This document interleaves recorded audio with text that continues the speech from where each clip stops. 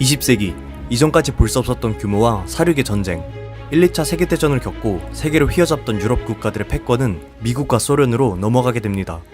그리고 이 두 나라의 패권 싸움으로 전 세계는 또다시 얼어붙은 긴장 상태에 빠지게 되며 미국과 소련을 중심으로 한 자본주의와 공산주의의 대립은 냉전 체제로 돌입하게 됩니다. 1990년 소련의 해체와 사회주의의 몰락으로 이 얼어붙은 전쟁은 미국의 완전한 승리로 종결되고 사실상 소련은 미국 앞에 무릎을 꿇고 맙니다.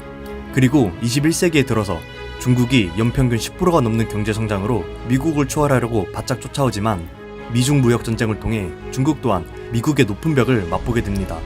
도대체 미국의 이 강력한 힘은 어디서부터 시작된 것일까요? 과거로 돌아간 1607년 미국이 영국의 식민지일 당시 영국인들이 아메리카 대륙에 처음으로 정착을 합니다. 그곳은 바로 제임스타운. 영국인들은 이곳에서 흑인 노예를 끌어오기 시작했고 네덜란드, 독일 등 여러 민족들이 미국으로 이민을 오기 시작합니다. 그들은 종교적 자유나 경제적 기회를 찾기 위한 사람들이 대부분이었고 이들과 함께 아프리카 흑인 노예가 미국 인구의 대부분을 차지하였죠. 그렇게 아메리카 대륙의 여러 민족의 혼합이 미국인의 국민성을 특징짓게 됩니다. 그들은 이러한 개방된 국가에서 용기를 갖고 일하면 모든 사람이 평등하게 불을 손에 넣을 수 있다는 믿음이 뿌리내리게 되고 새로운 땅을 개척하고자 하는 진취적인 성격도 강해집니다. 1803년 이러한 개척 정신으로 당시 독립한 지 약 20년밖에 안 된 미국은 나폴레옹으로부터 루이지애나를 사들이고 스페인으로부터 플로리다를 사들입니다. 이어서 원주민들을 강탈하고 오하이오, 인디애나, 일리노이 등 드넓은 땅들을 빼앗고 미국의 영토를 늘려가기 시작하죠. 1846년 멕시코와의 전쟁에서 승리한 미국은 캘리포니아를 포함한 서부 지역의 땅을 차지하게 됩니다. 그런데 땅을 차지하고 단 9일 만에 캘리포니아에서 금광이 발견됨에 따라 금광 시대를 알리는 신호탄이 터지게 됩니다. 캘리포니아의 금광 발견은 골드러시를 불러일으켰고 이러한 골드러시의 발단으로 캘리포니아는 미국의 한 주로 승격되어 10년 동안 수억 달러의 금을 채취할 수 있게 되었죠. 이로 인해 미국의 금 생산량은 무려 10배가 증가합니다. 그리고 당시 러시아는 뒤늦은 산업혁명과 사치로 인한 공핍으로 재정이 바닥나자 심각한 경제적 어려움을 겪습니다. 더군다나 본토와 연결돼 있지 않은 알래스카를 관리하기에는 지출되는 비용이 만만치도 않았으며 용도라곤 모피교육 외에는 쓸모가 없었기 때문에 이 얼어붙은 땅덩어리를 미국에 팔게 됩니다. 미국 내에서도 반발이 심했지만 영토 확장과 태평양 쪽의 전쟁 기지로 활용하기 위해 얼음 땅을 720만 달러라는 값에 사버립니다. 양국은 모두 이곳에 어마어마한 석유가 묻혀있다는 사실을 모르고 말이죠. 불과 9년 후 엄청난 양의 석유가 매장되어 있다는 것을 발견하고 이 땅의 가치는 무려 10만 배가 뛰어버립니다. 석유가 발견되기 전까지 알래스카를 러시아가 헐값에 팔았다고 생각하는 사람은 거의 없었습니다.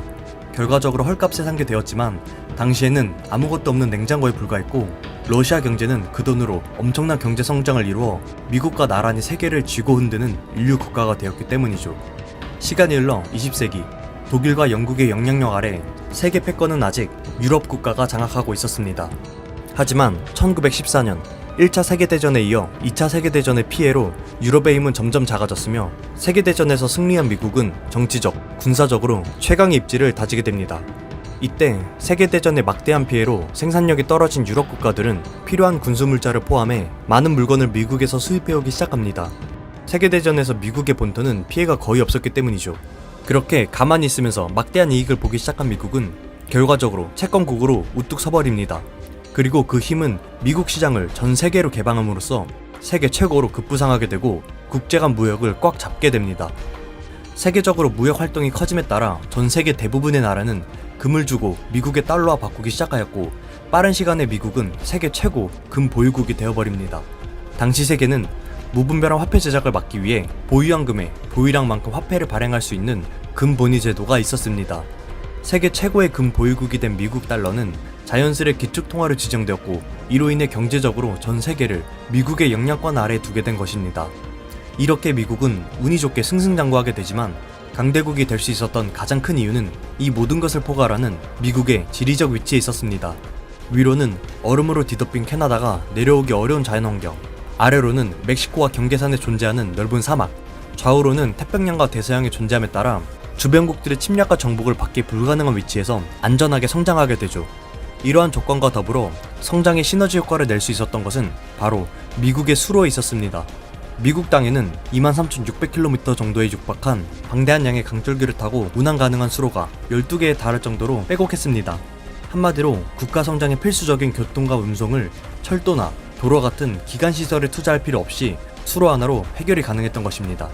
방대한 크기의 나라임에도 불구하고 여러 주들을 하나로 통합할 수 있게끔 이 수로가 연결해 주었던 것이죠.